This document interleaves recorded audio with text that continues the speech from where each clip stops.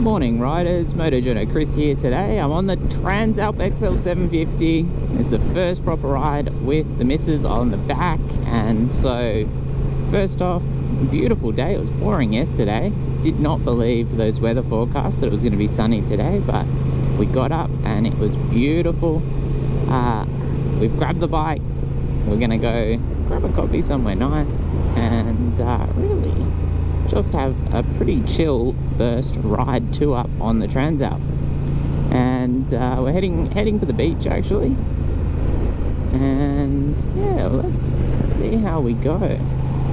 Certainly the first comments from my wife jumping on the back of the bike was nice and roomy, quite spacious. I had planned on taking her into the dealership to have a sit on the bike before I actually picked it up, but it really never eventuated, and looking at that seat on the back, I was pretty sure we'd be alright. It's not the most kind of touring centric of seats, but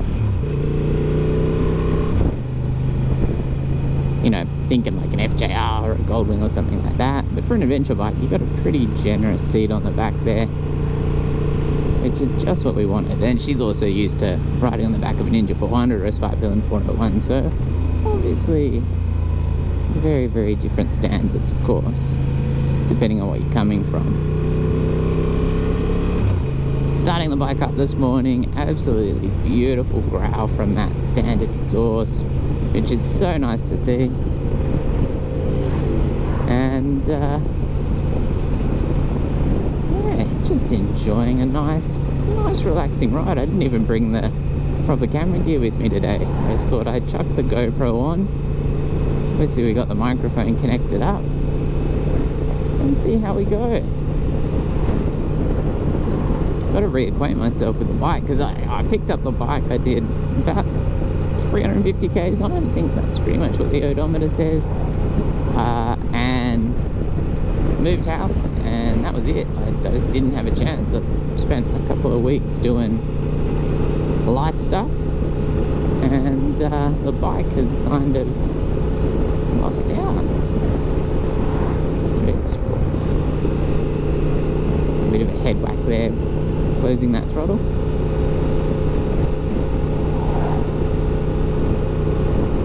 I will say the suspension with someone on the back is actually really good.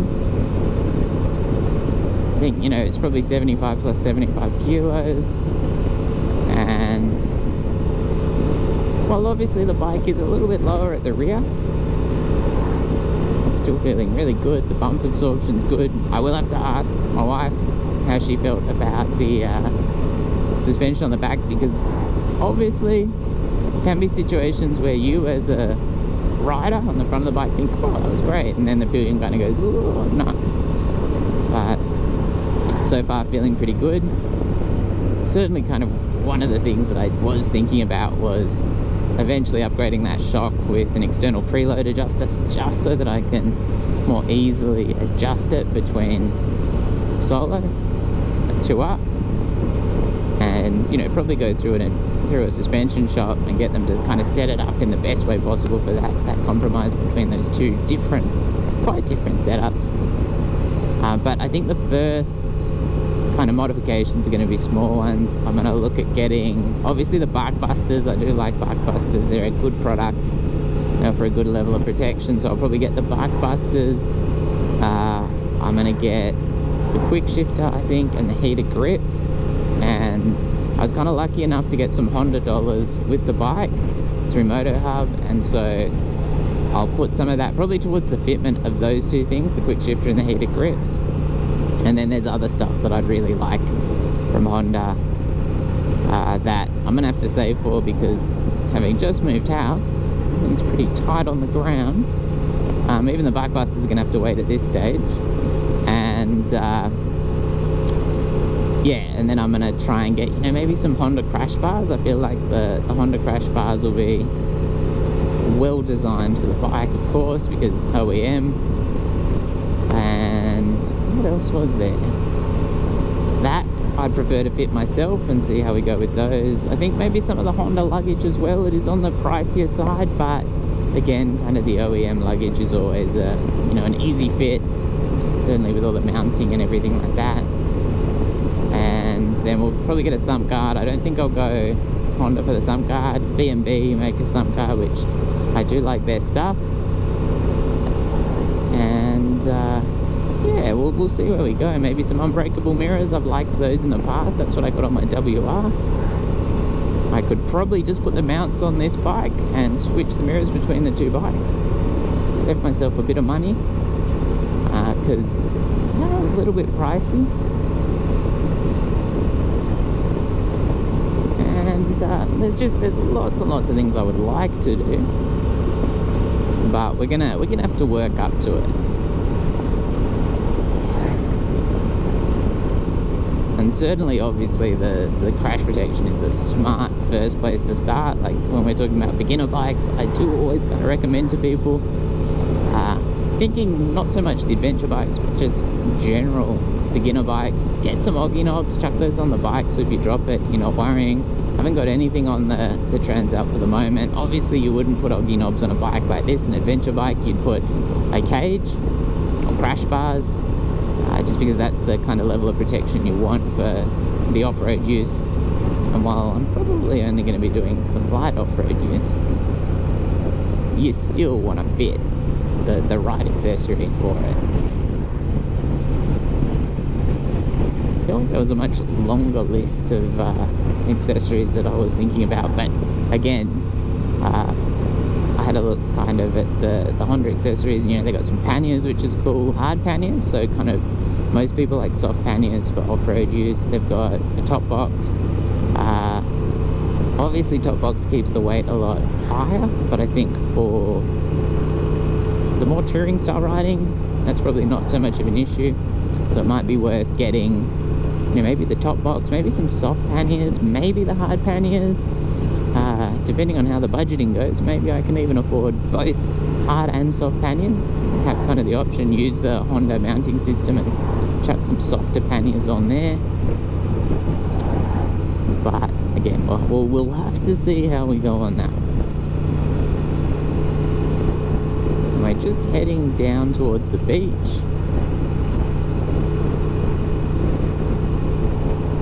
This is going to be a pretty mundane ride. The original plan was actually to head to a very nice bakery, but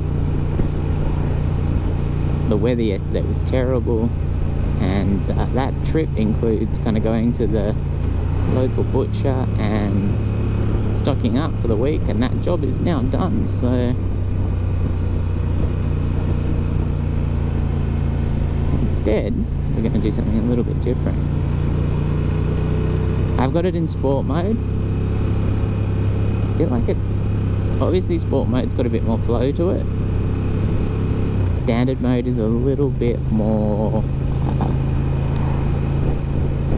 kind of brought back in. It's a little bit less free flowing. You need to be a little bit more active on that throttle to keep everything moving, especially with the momentum. Sport mode's got a little bit less engine braking. It's a little bit sharper on the throttle, but with two people on the bike, certainly in these dry and pretty low speed conditions, that is the pick for me at this point. And I've been riding much simpler bikes recently, so I've tested the Z500, the Eliminator, which is also kind of technically the 500, the 450, the Ninja 500, KLR 650S, which is the shortened version, and the Vulcan S. And so jumping back on the Transalp for the first time in, it's been almost a month. It's kind of crazy looking down and seeing all those electronics there. And certainly I was in standard mode to start off with, and I chucked it into sport, and I had to go through every other mode to get there, which I thought was kind of funny. I will have to set up the user mode as well to kind of what I prefer. Customize it a little bit. And one of the great things about a bigger bike like this is having someone on the back, basically imperceptible. Don't notice I got someone on the back. And On the smaller bikes I'm used to, you very much do notice. Because when you're talking about like 40 horsepower versus 90, this is a great amount of power, I'd say, for even 2-up riding.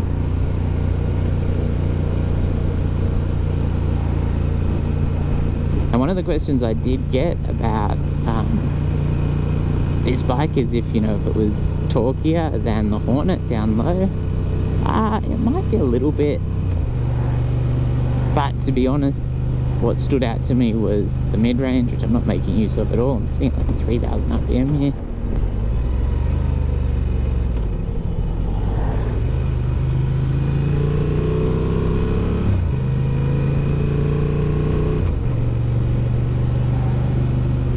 And I do kind of like that more relaxed, smooth, low end. Very, very cruisy.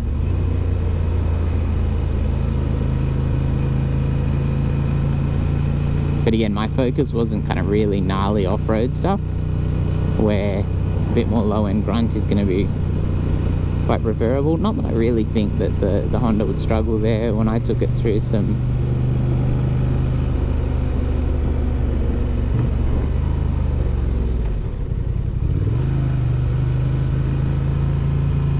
tighter gravel roads. It was never an issue.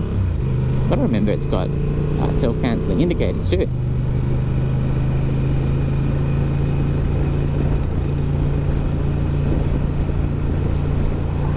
$100 cabin. There are some local twisties that I've been itching to have a crack at, and some kind of roads that have been recommended that I haven't even had a chance to explore at all on any bike. But with such heavy rain, I was not quite so keen to head kind of into those deeper valleys where all the nice twisties are, which I reckon will still be pretty wet today.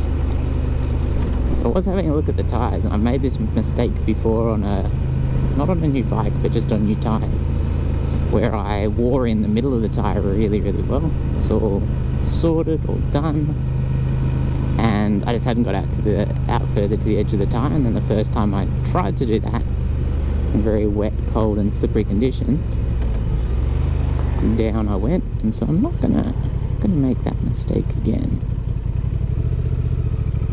Nicely controlled over the speed bump. Oh, it's pretty busy.